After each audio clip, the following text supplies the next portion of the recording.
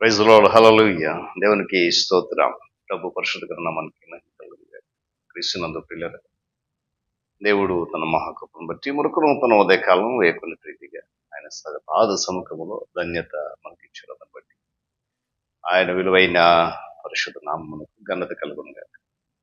క్రీస్తునందు ప్రియులైన దైవజనులకు, స్నేహితులకు, విశ్వాసులకు, సహోదరి సహోదరులు, ఈ కార్యక్రమాన్ని వీక్షిస్తున్న ఆత్మీయ జనాంగమంతా కూడా ప్రియ ప్రభువును మన రక్షకుడైన యేసుక్రీస్తు వారి ఉన్నతమైన నామములో ఉదయకాలపు శుభములు మరియు వందనాలు తెలియజేస్తున్నాం. మీరంతా బాగున్నారు కదండి? చాలా సంతోషం. రండి, ఎదురు చూస్తున్న మీ అందరినీ మరలా ప్రేమతో ఈ దినం కూడా ఆహ్వానిస్తున్నాను. అనుదిన అభివృద్ధి ఉదయకాలపు ధ్యానాలు అనేటువంటి ఆధ్యాత్మిక కార్యక్రమంలో నాతో పాటు బాక్సులు కండి వాక్యాన్ని ధ్యానించి దైవ దీవెనలు పొందండి. ఉన్నాయి బైబిల్స్ దగ్గరలో తెలిసి చూడండి. లేని పక్షం చదివే ఉన్న మాట విన్ని గ్రహించి వాక్యదానాలు బాక్సులు కండి.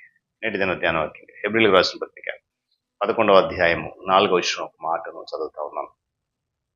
విశ్వాసమును బట్టి హేబేలు కయీను కంటే శ్రేష్టమైన బలి దేవునికి అర్పించాను. దేవుడు తన పరిశుద్ధ లేఖన మాటను మనకు ఉదయించాడు. త్వరలోంచి కనిపిస్తున్నట్టు ప్రార్థన. మహోన్నతుడ, ఒకసారి నీ పాదసన నిలబడ్డాం, ఈ వాక్యాన్ని ధ్యానిస్తున్నాం. సిద్ధపడుతుండగా ఆత్మ నింపండి, బలపరచండి. వస్తున్న ప్రతి మాట ఆత్మతో గ్రహించగలిగే శక్తిని దయచేయండి. మహిమ ఘనత మీరు పొందండి. యేసయ్య నామమున అడుగుతాం తండ్రి, ఆమేన్. చాలా సంతోషం. బాగున్నారు కదా పిల్లలు? మరొకసారి రండి, కలిసి దేవుని వాక్యాన్ని మనము ధ్యానించాం. చదవనటువంటి మాట జాగ్రత్త గ్రంథం హెబ్రీయులకు రాసిన పత్రిక 11వ అధ్యాయం అనగానే మనం గుర్తొచ్చేది ఏంటంటే విశ్వాసుల వీరుల పట్టుక, విశ్వాస వీరుల పట్టి గుర్తుకొస్తుంది. పిల్లగా ప్రతి మనిషి కూడా దేవుని మీద ఉన్నటువంటి నిజమైన విశ్వాసము ఆయనను ప్రభువుగా లేక పరిపాలకుడిగా అంగీకరిస్తుంది.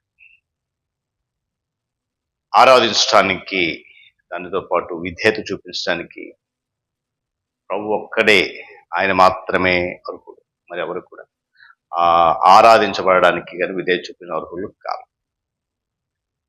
మన జీవితంలో ఆధిపత్యము మరియు ప్రాధాన్యత ఆయనకు మాత్రమే ఇవ్వబడాలి.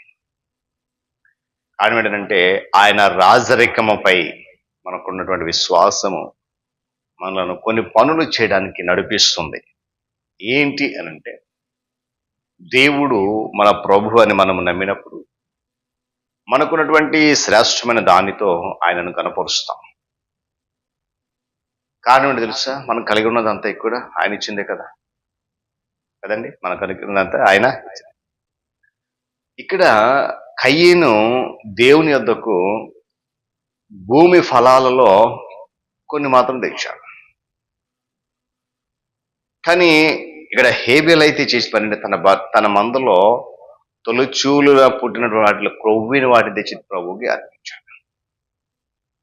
ఇచ్చేటువంటి విధానంలో వారిరువురి మధ్య గల తేడా ఏంటనేది మనం గమనించాలి. మనం ఎంత ఇస్తున్నాము అని కాదు, కానీ దేవుని దీవెనలలో నుండి మనం ఎంత తీసుకున్నాం అనేది మాత్రమే పట్టించుకున్నటువంటి విషయం. పిల్లగా తలాంతులు, సమయము, ఐశ్వర్యము దేవుని దీవెనలకు మనము గృహ నిర్వాహకులమే కానీ సొంతదారులము కాదు. మనకున్నటువంటి శ్రేష్టమైన దానితో పొద్దుటకు దేవుడు అర్హుడు. గమనించాలి. గొప్ప ప్రభు ఎదుట మానవుని యొక్క అయోగ్యతను ఈ విధమైన విశ్వాసము ఒప్పుకొని చేస్తుంది.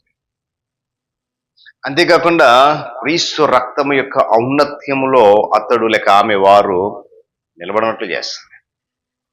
విశ్వాసం అనేది యేసుక్రీస్తు ప్రభు వారి యొక్క రక్తం వలన అతి పరిశుద్ధ స్థలములో ప్రవేశించడానికి ధైర్యం ఇస్తుంది.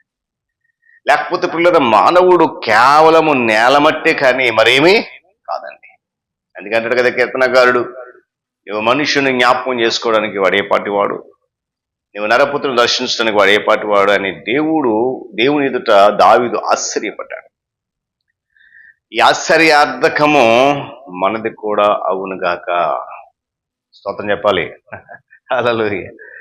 దేవుడు మన ప్రభువుని నమ్మిన ఎడల మన అయోగ్యతను అంగీకరించి ఆయనే నా సమస్తము అనే ఆనందముతో పాడాలి.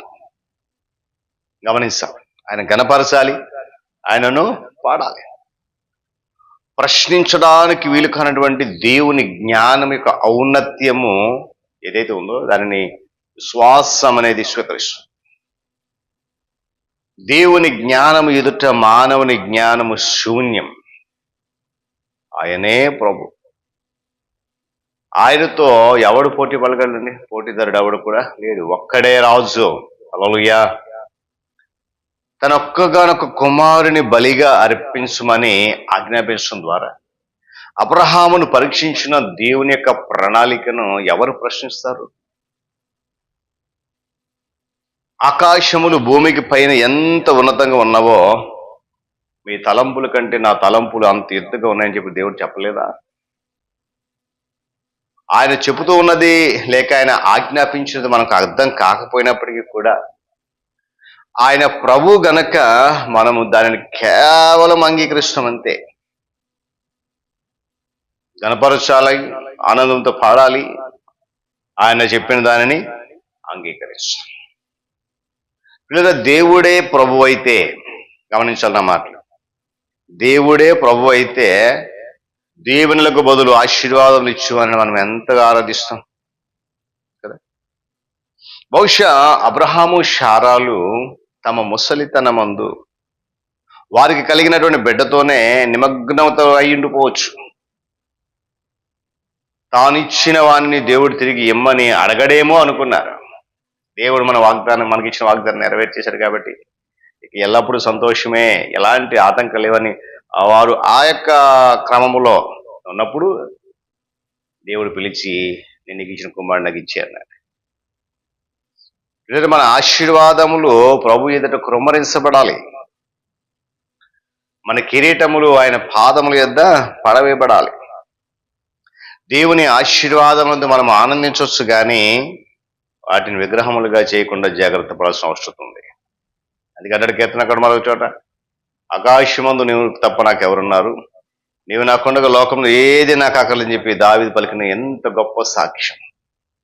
ఈ ఉదయకాల సమయంలో ఆ రాజరికం పట్ల మనకున్న భక్తి, ఆ రాజు భక్తి ఎంత, కయ్యను వంటి భక్తి ఉందా, హేబెలు వంటి భక్తి ఉందా గమనించాలి. ఆయన రాజరికం పట్ల మనం చేసిన 4 పనులు ఏంటంటే ఆయనను కనపరచాలి శ్రేష్టమైన దానితో, మన యొక్క అయోగ్యతను అంగీకరించి ఆయనే నా సమస్యను ఆనందంతో పాడాలి. ఆయన ప్రభు కనుక మనము దానిని కేవలము అంగీకరించాలి. ఏమండి, జాగ్రత్త పడాలి, ఆశీర్వాదాలు విగ్రహాలు కాకుండా. కాబట్టి 4 విషయాలు దేవుని పట్ల మన రాజరిక భక్తి లేక రాజరికం పట్ల ఆ రాజు భక్తి ఏంటనేది స్పష్టంగా తెలియజేసి కనుక అలాంటి భక్తి చూపం కలిగి ఎన్నడూ కూడా దేవుని మాటలు తృణీకరించగా, అనుమానించగా, ఆశీర్వాదాల కొరకు ముందుకు పరిగెడుతూ మనల్ని మనం ఒప్పుకుందాం.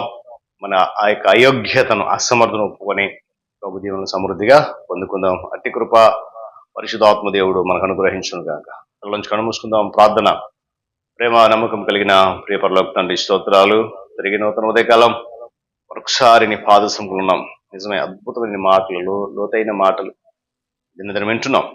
ఏదైనా కూడా మాటలు వినిపింపజేసి నీ స్తోత్రాలు చెల్లిస్తూ, అయితే నీ మాట వింటున్న బిడ్డలు అందరి జీవితంలో నూతన ఫలింపజేసి ఇంకా ఎవరైతే బిడ్డలు ఆసక్తి కలిగి ఉన్నారో ఈ కార్యక్రమంలో వారిని పాలిభక్షణ చేసి ఉదయాన్నే నీ మాటలు వినేటువంటి ధన్యత ఇచ్చాయి. ఘనత, మహిమ, సమస్త ప్రభావాలు మీరే పొందండి. యేసుక్రీస్తు వారి శ్రేష్టమైన నామమును అడుగుతున్నాను తండ్రి, ఆమేన్. త్రియక దేవుని దీవెన, ఆయన సన్నిధి కాపుదల సదాకాలము మనందరికీ తోడేండి నడిపించును గాక. ఆమేన్.